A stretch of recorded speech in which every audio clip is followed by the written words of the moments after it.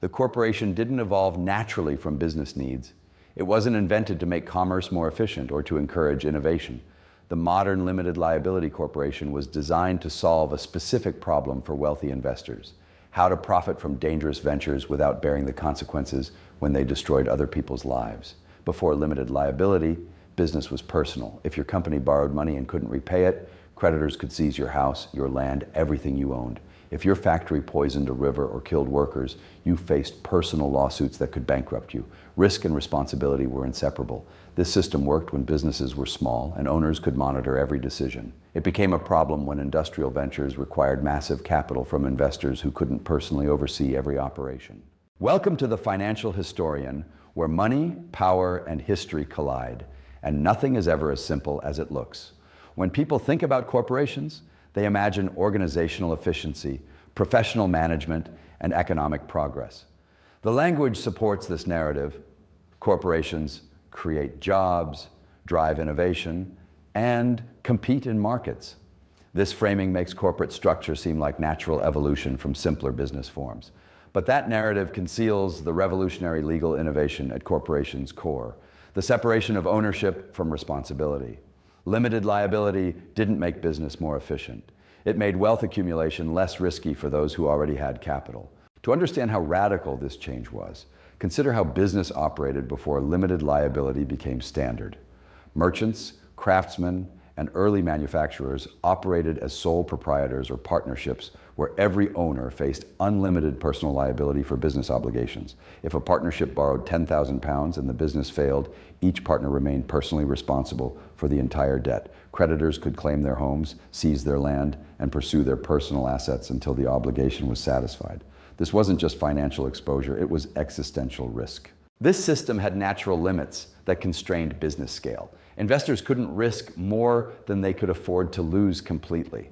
Partners had to trust each other absolutely because one person's bad decision could destroy everyone's personal wealth. Capital remained concentrated among people who could afford total loss, and business ventures stayed small enough for owners to maintain direct oversight. Risk was proportional to ownership, and ownership was limited by personal capacity to bear consequences. These constraints worked when business was local and technology was simple. They became problematic as industrial opportunities appeared that required massive capital investments with uncertain outcomes. Mining operations needed expensive equipment and deep excavation before producing revenue. Railroad construction required enormous upfront costs across distances owners couldn't personally monitor. Manufacturing demanded large factories, complex machinery, and substantial inventories before generating profits. Individual investors, even wealthy ones, couldn't afford the personal risk exposure these ventures required.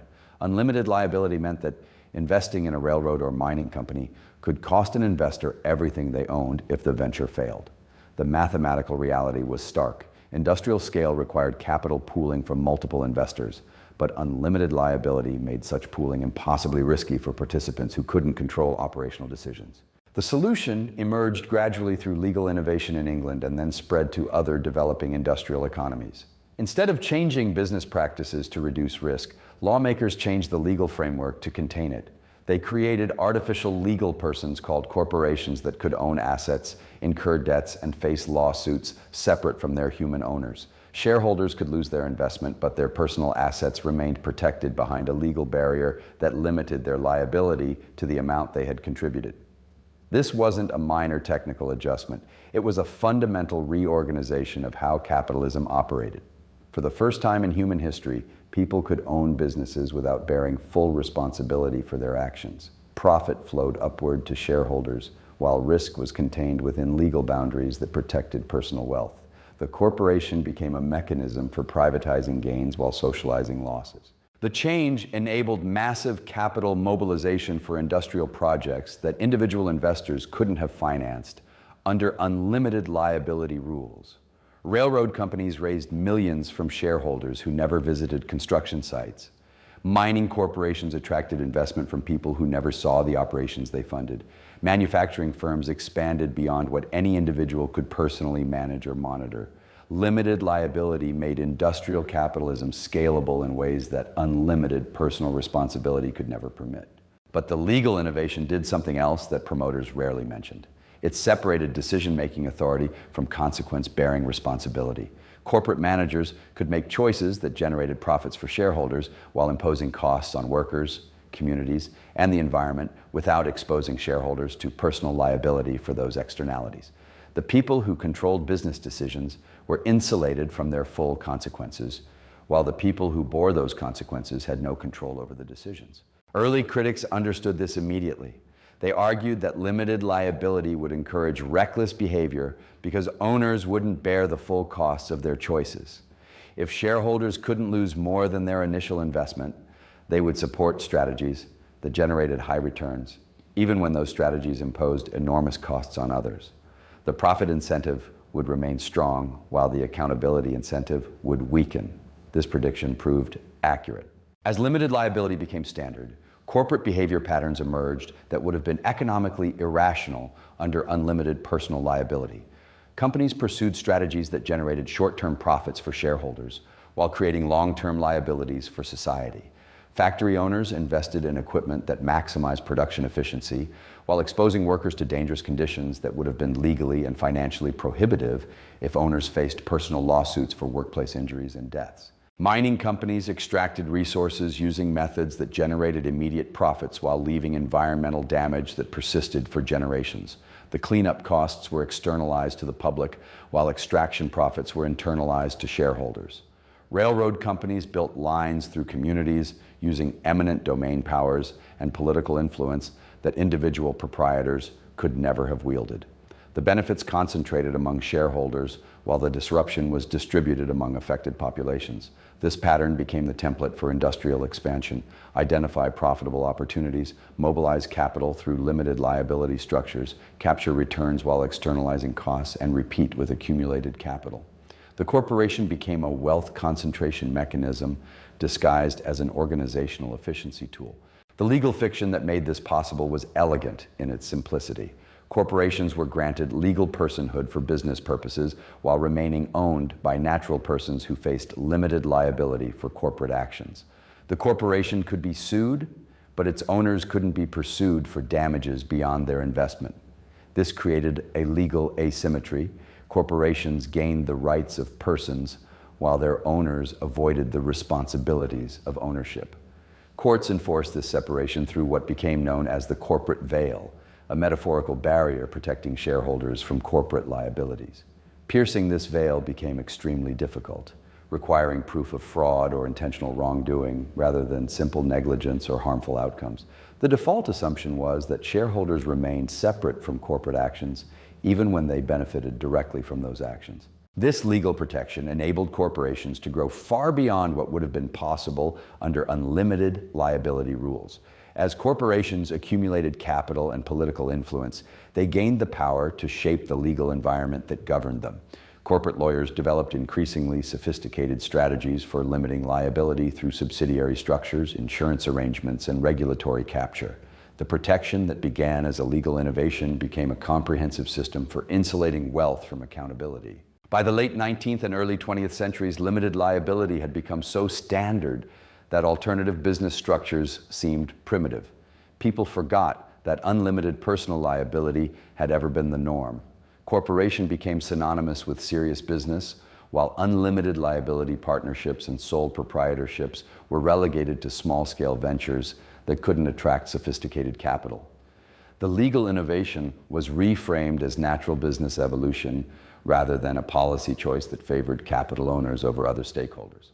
This historical amnesia had political consequences. When corporations caused harm through pollution, workplace hazards, product defects, or financial fraud, the public blamed corporate management rather than the legal structure that insulated owners from consequences.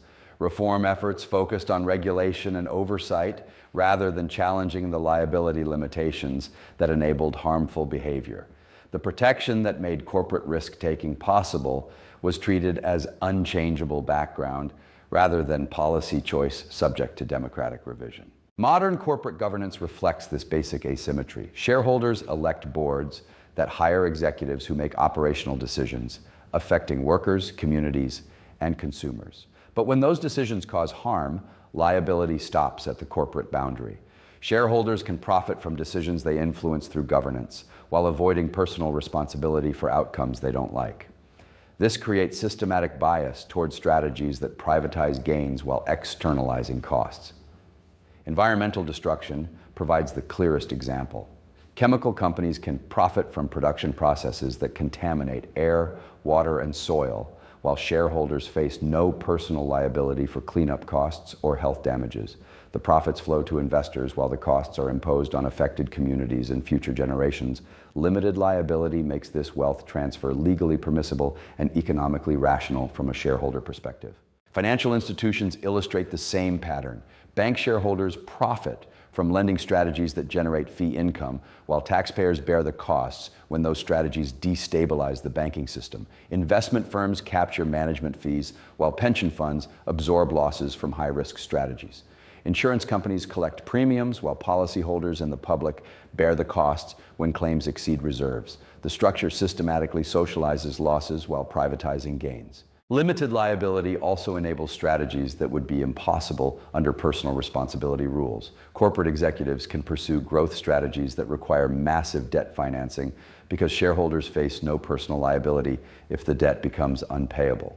Private equity firms can load acquired companies with debt while extracting immediate returns because limited partners aren't personally responsible for the leveraged company's obligations.